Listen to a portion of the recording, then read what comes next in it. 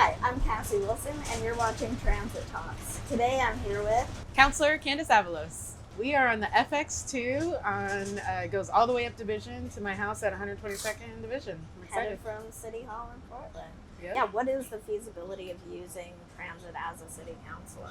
Like the transit is designed to get to and from East Portland, but not necessarily between it, right? So the connectivity for me to be able to I have to be in Powell, on Powell Boulevard, or I have to be over in Mill Park. That's not as feasible. So, but if I have like an easy day and like today where I'm just have one way, then very easy to take the Max or take the FX.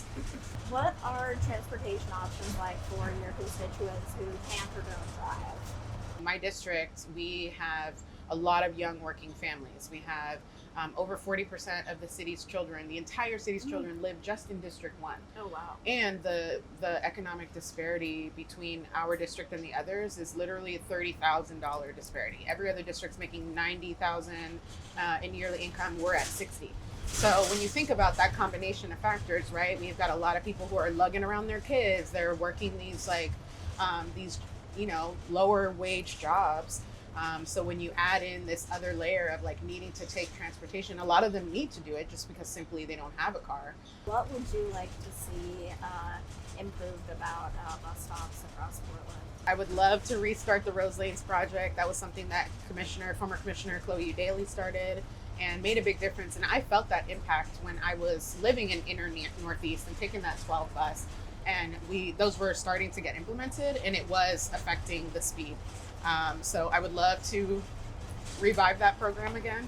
It's important that we create spaces that people need to use and not be afraid of having benches just because homeless people might use the bench. I think that's ridiculous. We need to get out of this anti-homeless infrastructure kind of mindset. If you're an elderly person, you're going to get your groceries and you're waiting, 15 minutes for the bus, you should be able to have a seat. You should be able to have some shelter. So that's a very simple thing that would increase people's likelihood, I think, of using transit. So District 1 has a lot of, or maybe all of, the city's high crash corridors. And obviously we know that transit riders are not just transit riders, they're also pedestrians or cyclists. Yeah. What would you like to see done to make our streets safer? Yes, you are correct that we have 28 out of the 30 high crash corridors. It is a huge issue, people's safety. We just need to have more connectivity. We need to have more lighting, more sidewalks, so that when you it's not just the actual stop, but getting to the stop sometimes can be treacherous. You don't have sidewalks getting to it, or you don't have good crosswalks. There's a lot of people, it makes me very anxious, crossing Division. Even a short distance, from the school to a home, is a huge barrier because there's just no sidewalks. And it's they not only do they not have sidewalks, you've got all these cars that are lined up on the street, and then you've got all these potholes. And so people are dodging potholes, they're dodging the speed bumps. And so that makes it a really unpredictable place for a kid who's now, their sidewalk literally runs out. I mean, we were walking down a spot and it was it just ran out. There's just no more sidewalk. All you got to do is now go into the street until you find sidewalk again. And so when you put all those factors in, it makes it super dangerous for kids trying to navigate even just a couple of blocks getting to their school. Why is it important for decision makers to ride public transit? There's been a lot of discussion since 2020 about how transit is unsafe. And I think that it's definitely worth a discussion of how we can make sure people feel comfortable using transit, especially if it doesn't feel safe. It's hard to put your kids on the transit on their own, right? So I get that those feelings are real and need to be addressed.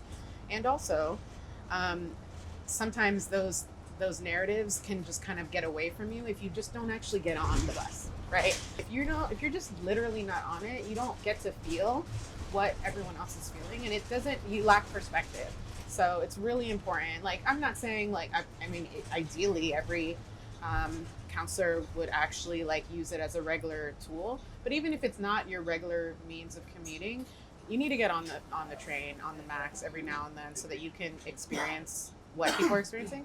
And also it's just a good place to be amongst the people. I mean, that's so corny and as a politician maybe kind of cringy, but it always makes me feel good to be on the bus because I see people, all kinds of people. They're going to school, they're going to work, they're enjoying a leisurely day, and it's a really good perspective to see how people use the city. So it helps me see how people are getting from A to B. And then when I'm going by and I'm looking, okay, these roads don't have sidewalks. It's really hard to get to this bus shelter, or there is no shelter. Then when I'm making decisions about where to put dollars, I have perspective of where they'll make the most impact. How does transit policy and investment relate to your role at City Council? It's our responsibility to figure out how to make the city accessible to its residents. That's our main job. So, and I think it's all interconnected to all the other kinds of policies that we talk about, right? When we talk about public safety, people often are like, public safety is just about crime. No, it's about the fact that we have 28 out of the 30 high crash corridors. That is a public safety issue. We talk about housing and where to put housing and how to make it housing that will actually benefit the community so that they can, like, again, access their jobs, right? They have amenities near them. Creating these 15-minute neighborhoods is about connecting transportation to every other planning decision that we make. So yeah, it's really crucial to make sure to keep it at the core of how we plan our city, how we help people be safe, and also how we make it fun. Let's create more incentives for people to want to take the bus or the MAX. So I'd love to talk about how we can make these transit hubs also just like broader destinations and cultural spots so that it's more incentive to want to take the MAX. How can we make transportation options more affordable to people?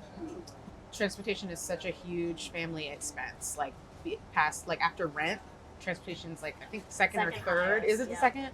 Those are reasons for us to see this as an important investment for the common good. So, I'm very curious. There's been a lot of campaigns, right, for like free youth bus.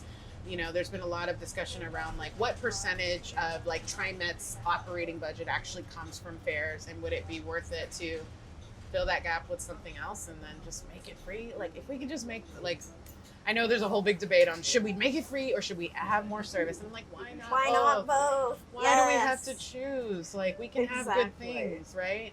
So I would love to continue to push that conversation, because I think if we can make this resource free, it would just open up so many things for so many people. And we have to remember that a lot of people don't or can't drive, right? Yep. So like people always are like, well, it's either this or driving. And it's like, for some people, like, it's not, right? And so we need to, like, we can't keep looking at it as an either or. We have to look at it as an essential lifeline that some people like absolutely need. What's your transportation hot take? Make the buses free for the kids. I don't even consider that a hot take. That's just like, right. It's like, that's the easiest take. Like, that's like the lowest hanging fruit take. But I feel like transportation does have a lot of low-hanging fruit. Mm-hmm. I feel like we know a lot of what we need, and it's just actually doing it. That's one of the most interesting things that I've learned about becoming a politician. Of course, I know decisions are hard, they're nuanced, they're complicated. They are, but sometimes you can just vote a certain way and just say, no, we're just going to put the money towards this. Like, that is what has shocked me, because like I knew that intuitively. We all know that. Like, we see our leaders and we're just like, why can't you just do it?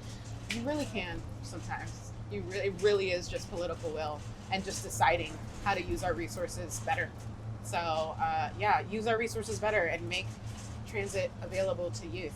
Like, that's an easy way to have young people get connected to our city, to explore it, to learn independence too. Getting your license shouldn't be the prerequisite to independence and freedom. Correct. That's a very good point. Who do you want to see us talk to next on Transit Talks? Yeah, I really feel like Mayor Keith Wilson needs to get on this bus.